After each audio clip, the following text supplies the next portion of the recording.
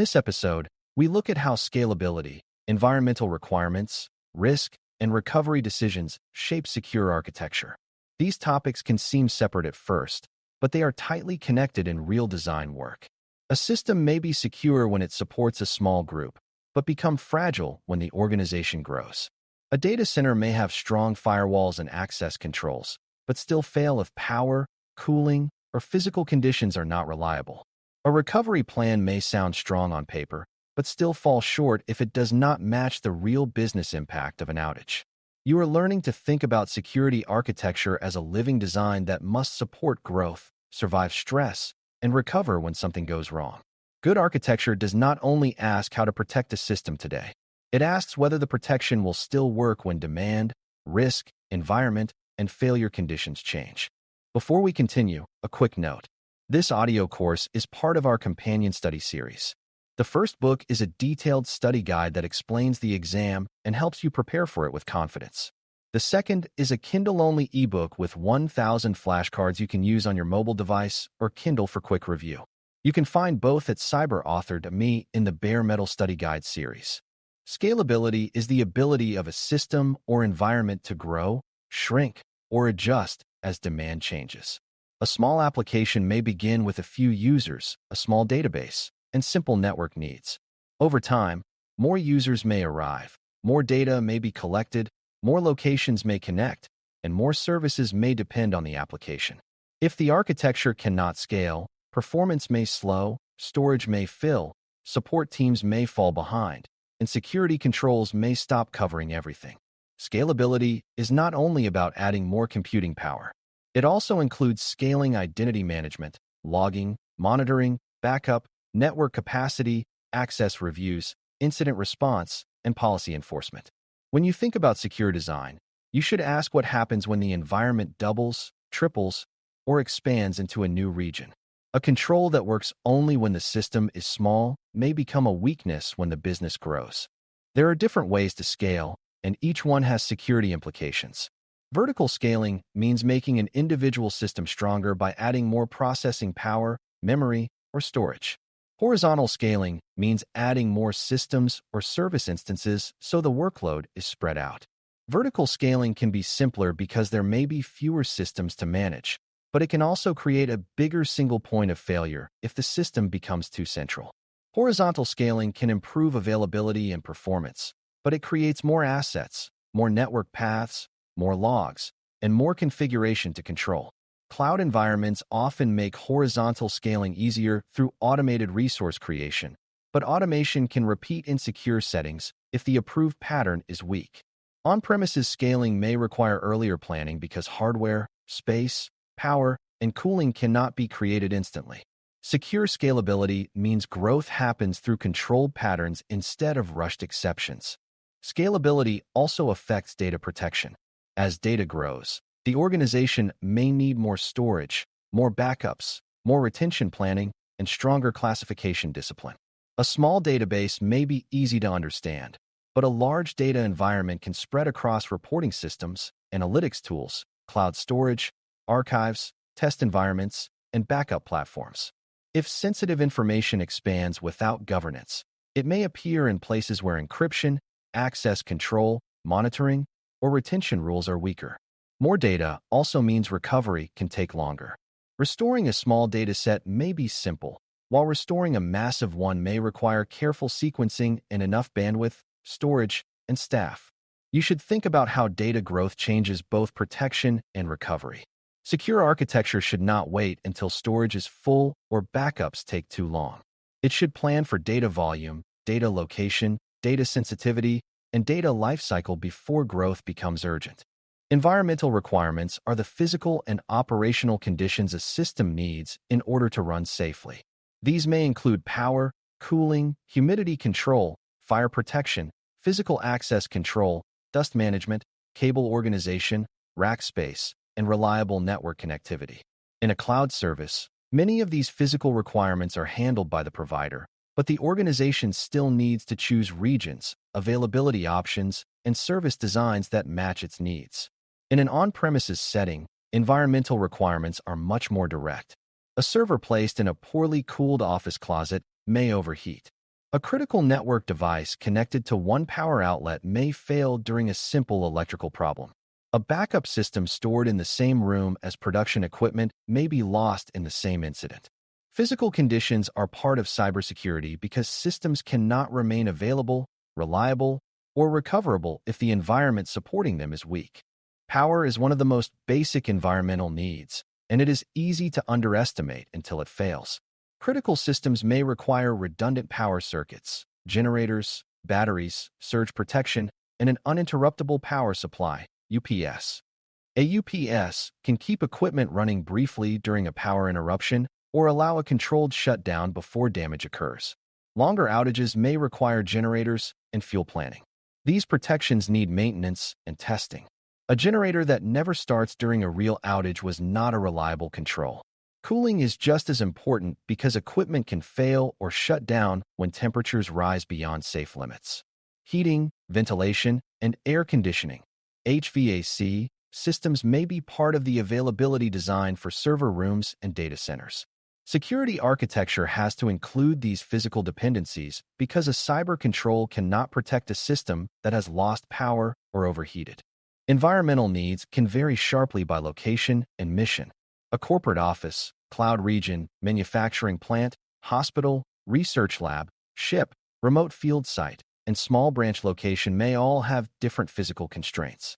Some sites may have unstable power, limited bandwidth, harsh weather, dust, vibration, or few technical staff nearby. Operational technology, OT, environments may require special care because temperature, pressure, safety, and equipment timing can affect physical processes. A remote site may need local resilience because network links to central systems are unreliable. A cloud-first design may still need local fallback if users must keep working during an internet outage. These realities influence secure design. You cannot copy one architecture everywhere and assume it fits. You have to ask what the environment can support, what failure is most likely, and how the system should behave when the local conditions are poor. Risk connects scalability and environmental requirements to business decision-making. Risk includes the chance that something could go wrong and the impact if it does. A system that supports a public website, a payment process, an identity service, a safety function, or a regulated data store will carry different levels of risk. Risk appetite describes how much risk the organization is willing to accept in order to meet its goals. A startup may accept more downtime for a low-risk internal tool because cost matters more at that stage. A hospital, bank, utility, or emergency service may have much less tolerance for outages or data loss. Security architecture should reflect that difference. If leaders expect a system to support critical operations, the architecture must include resilience, monitoring, recovery, and environmental support that match that expectation. A design that ignores risk appetite may either overspend on low-impact systems or underprotect critical ones. Risk decisions should be explicit because silent assumptions create weak architecture.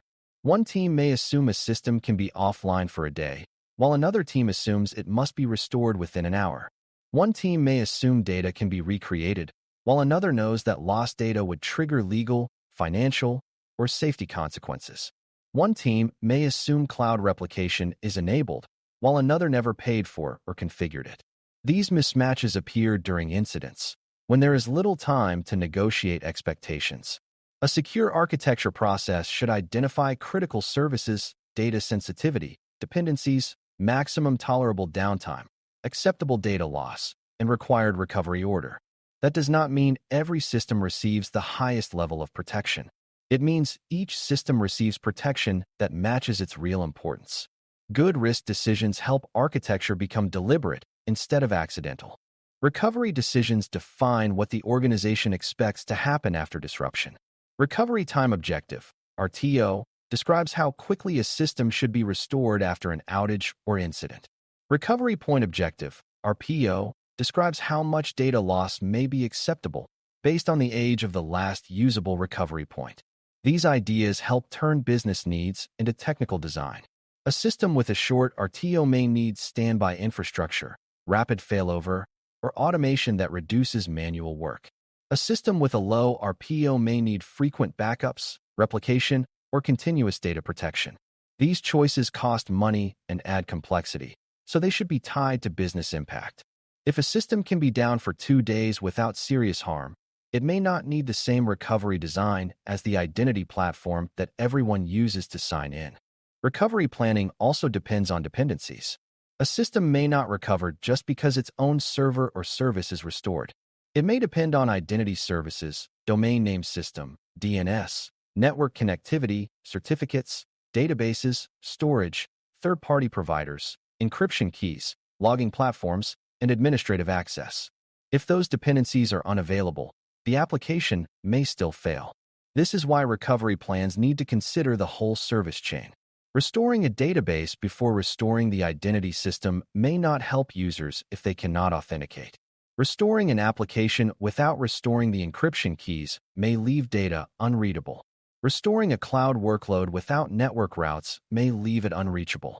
A strong recovery design identifies dependencies, sets recovery order, and tests whether the pieces work together. You should never assume that recovering one component automatically recovers the business process it supports. Business continuity is broader than technical recovery. Business continuity planning, BCP, focuses on keeping essential operations going during and after disruption. Disaster recovery, DR, focuses more specifically on restoring technology and data after a serious event. The two are closely related. If an ordering system is down, the business may need a manual ordering process while technology is restored. If a building is unavailable, staff may need alternate work locations. If a cloud provider has an outage, users may need a backup service path or a clear communication process. BCP asks how the organization continues serving its mission. DR asks how systems are restored to support that mission. Secure architecture should support both. Technical recovery that ignores business operations may restore the wrong systems first. Business continuity that ignores technology dependencies may promise workarounds that cannot actually function. Testing is where recovery assumptions meet reality. A backup that has never been restored is only a hope. A failover process that has never been exercised may fail because of expired credentials, missing network rules, outdated documentation, capacity limits, or unclear decision authority. Testing can include tabletop exercises, partial failover tests, backup restoration tests, communication drills, and full disaster recovery exercises when appropriate. The goal is not to embarrass teams. The goal is to find weaknesses before a real incident does. Testing also reveals whether our TO and our PO targets are realistic. A team may discover that restoring a large dataset takes much longer than expected, or that a critical administrator is the only person who knows a required step. Secure design improves when testing results feed back into architecture, staffing, documentation, automation, and training. Scalability, environment, risk, and recovery all influence each other. If an organization scales quickly without adjusting monitoring, recovery time may increase because there are more systems and more data to restore. If environmental support is weak, availability and recovery may fail even when software controls are strong. If risk appetite is low for a critical service, the architecture may need redundancy, tested failover, strong backups, and protected administration paths. If recovery requirements are strict, the design must account for capacity, replication, dependency order, and staff readiness before an incident. These decisions should be made before pressure arrives. During an outage, people often choose speed over discipline because they are trying to restore service. A thoughtful architecture gives them safer options under stress. It creates tested paths, known priorities, and clear boundaries so recovery can happen quickly without creating new security problems. Secure architecture is not finished just because a system works on launch day. It must keep working as demand grows, data expands, environments change, and failures occur. Scalability makes sure controls and resources can grow with the mission. Environmental planning makes sure physical and operational conditions can support the systems you depend on. Risk analysis helps decide which systems need stronger protection and which trade-offs are acceptable. Recovery decisions translate business expectations into technical requirements for restoration and data protection. Business continuity keeps attention on the mission, not just the machines. The strongest designs are honest about failure. They assume systems will be stressed, components will break, demand will change, and incidents will happen. When you design with that reality in mind, security becomes more than prevention. It becomes the ability to keep operating, recover with confidence, and protect what matters even when conditions are not ideal. Thanks for listening. For more audio courses, daily newsletters, and more, please visit BareMetalCyber.com.